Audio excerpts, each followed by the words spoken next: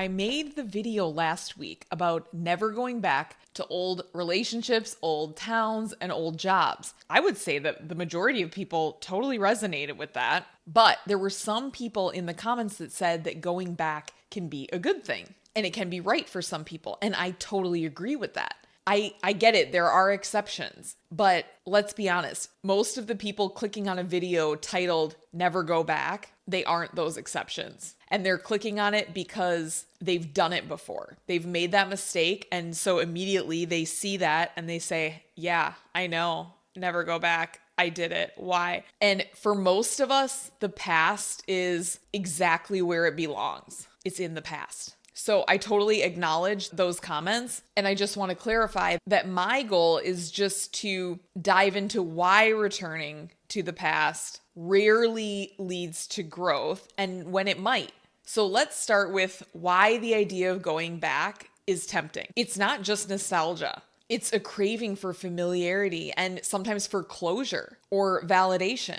Going back to your ex or your hometown or your job might feel like you're returning to something safer. And it can feel more comfortable than the uncertainty moving forward. But just ask yourself, are you really drawn to it? Or are you just avoiding the discomfort of change? The reason why it rarely works to go back is because the past cannot support the person that you've become most often. Most of the time, going back means shrinking yourself. And even if things look the same, they're not. You are seeing them through a different lens, and that lens is shaped by the growth and the experiences that you've had since you left. If you're revisiting these relationships, going back to your hometown, sometimes it's like you're trying to relive a memory and it feels vivid in your mind. And then you get there and it's empty. And it's because you have changed, but those spaces haven't. But let's acknowledge the exceptions, okay? There are situations where returning, it can be healing and it can be transformative. But these moments are rare and they do come with a specific mindset.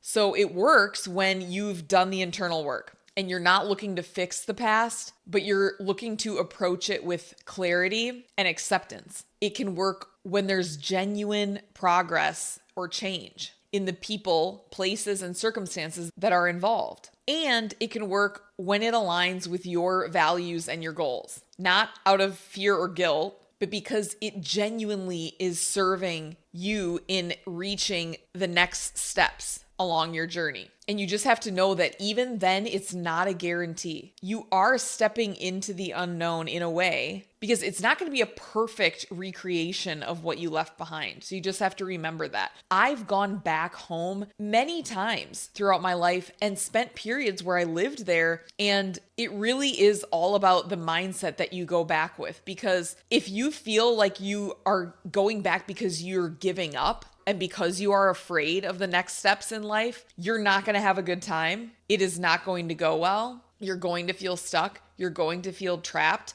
And you are going to feel hopeless and resentful. But there are times when you can go back because you need to regroup. Maybe you've been through something difficult in your life and you need the stability of family and support that you can get there. Of course, do that. Sometimes you need to go back to get your feet on the ground again. Maybe you went through a divorce. Maybe you lost your job. Maybe a relationship ended and you're feeling really fragile, really sensitive, and unable to cope on your own. And if you don't have a support system where you do live, going home is a great idea. Now, I tend to think that going back to relationships is usually not as supportive as returning home can be. Relationships we tend to romanticize. You get stuck in this loop of idealizing the person that you were with before. You focus on all the good memories. You conveniently ignore all of the reasons why you left or why the relationship ended.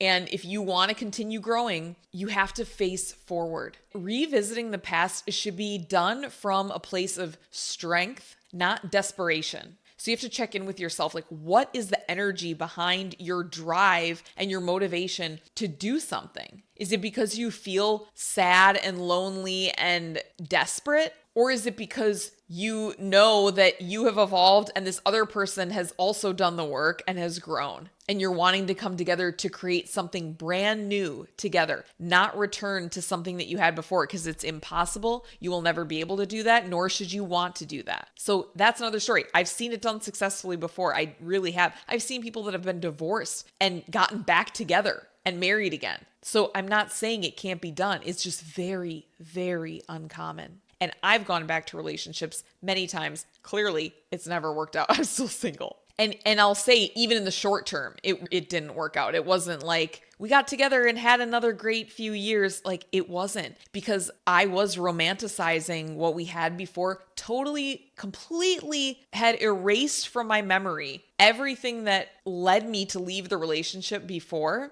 And the thing is, once you get back together, usually those reasons just start flooding back in. And you're quickly reminded, better just not to make the mistake. So if you're looking to the past because the future feels overwhelming, you are setting yourself up for disappointment, because I promise the comfort that you're looking for, it's not going to be there. So how do you know if you're the exception? How do you know if going back is right for you? I mean, really, I just think you know. But ask yourself a few questions. Are you looking for growth, or are you looking for an escape from your current situation? Have the circumstances actually changed? Really, you have to ask yourself this. And you may want to really find evidence of that, because I will tell you that people can be very convincing. They can tell you that they have changed. They can tell you all the things they've done, all the work they've done. Actions speak louder than words. I've been tricked into this many times before, where I have been convinced by someone's words, by what they said to me about how they had changed and all the growth they had done. And they had all these mentors and done all this stuff. And they had done plant medicine ceremonies where they had all these realizations about what they had done wrong before in the relationship. And all of that was different now. And they were completely different. And they were so apologetic and so remorseful. And no, it turned out,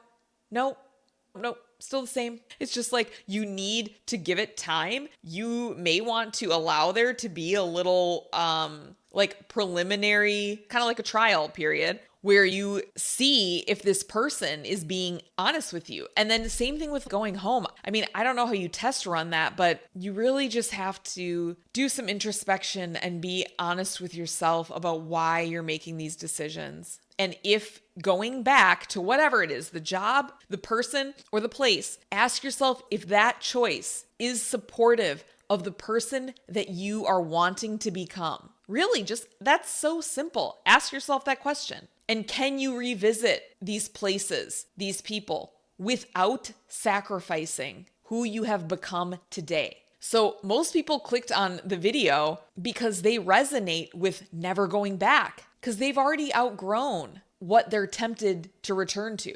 So just trust that instinct. And whether you go back or not, you have to make peace with your decision. Growth, it isn't linear. And revisiting the past is not inherently wrong. But if you stay stuck there, that is wrong. You do not owe your past a second chance unless it genuinely serves your present and your future. So when I say that some of us just have this feeling, this sense that you know that you're meant for more, I am not minimizing the people who never leave home and the people who stay in a job for their whole life, or the people who go back to a job, or the people who go back to relationships. You do you, boo-boo. Like, that's totally fine. I am speaking to the people who feel it deep inside. This is not about someone being right or wrong objectively. This is about subjectively what is right or wrong for you. And only you know that. So if I'm speaking and it doesn't resonate, then don't listen to me. Do not listen to me. Do what resonates with you. I'm just saying, if it does strike a chord, there's a reason why.